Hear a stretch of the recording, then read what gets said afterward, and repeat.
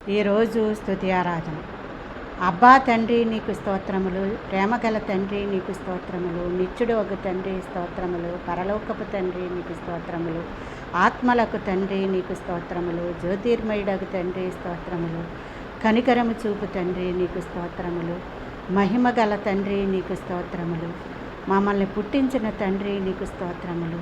మమ్మల్ని స్థాపించిన తండ్రి నీకు స్తోత్రములు, మా యొక్క తండ్రి నీకు స్తోత్రములు, మా అందరికీ తండ్రి నీకు స్తోత్రములు, నీతిమంతుల తండ్రి నీకు స్తోత్రములు, నీతిగల తండ్రి నీకు స్తోత్రములు,